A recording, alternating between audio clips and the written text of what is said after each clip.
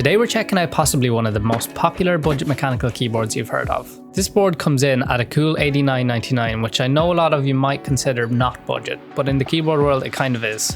I've got the black and gold unit with flamingo switches, but you can also get black and silver or black and purple with a pretty wide variety of switch options. This is Epomaker's EK68, and I want to say a huge thanks to them for sending it out to me, but they've had no influence on my thoughts. Diving straight into the unboxing, the keyboard itself is front and center in a protective sleeve. You don't get a dust cover, which is expected on a board of this value.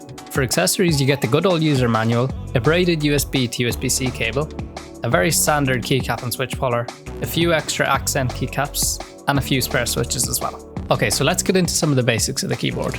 It's a 65% gasket mounted board that can connect to either Mac or Windows with tri-mode connectivity, meaning you can connect via a wire, 2.4 GHz dongle, or Bluetooth. It's got the famous multimedia knob, which is also a win. The gasket mounted system is excellent for getting that softer typing feel, which provides comfort for longer typing sessions. The EK68 ships with double shot PBT caps, and I mean you really can't ask for anything more than that. My unit has cherry profile caps and they look and feel great.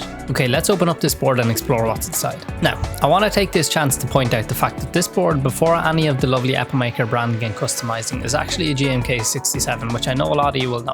Epomaker have decided to take the GMK67 and apply their own touch for a more premium price, which honestly I understand. The GMK67 is an immensely popular budget keyboard that comes in at about €40 on AliExpress for the budget bare bones kit with no switches or keycaps. Now, a lot of people simply don't want to wait on AliExpress shipping times and or have to build the board themselves. Epomaker have solved both of these problems. So yeah, with the keycaps off, we've got Epomaker's flamingo switches, which in my opinion are actually really nice. They're a 5-pin linear switch that come pre-lubed, which I can really feel in how smooth they feel. They cost $12.99 for a set of 35, which is pretty damn good. Continuing to dive deeper into the keyboard, you get a steel plate, which does differ from the GMK's polycarbonate plate. The stabilizers are plate mounted, which is fine, but they do have a small bit of ticking, which would require a small bit of modding to resolve.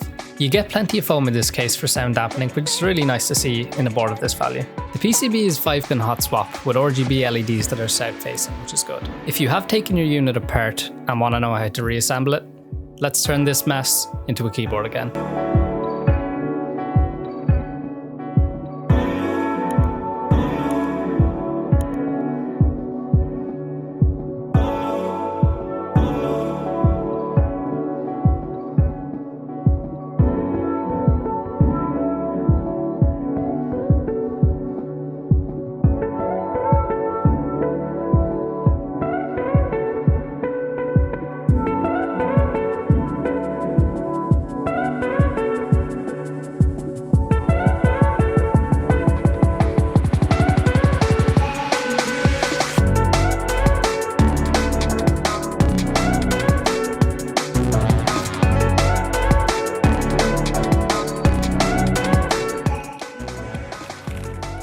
So overall, I really loved this board, which I had a feeling I would, as I also really love the GMK67. You might think this is an aluminium case from this kind of brushed metallic finish, but it is in fact plastic.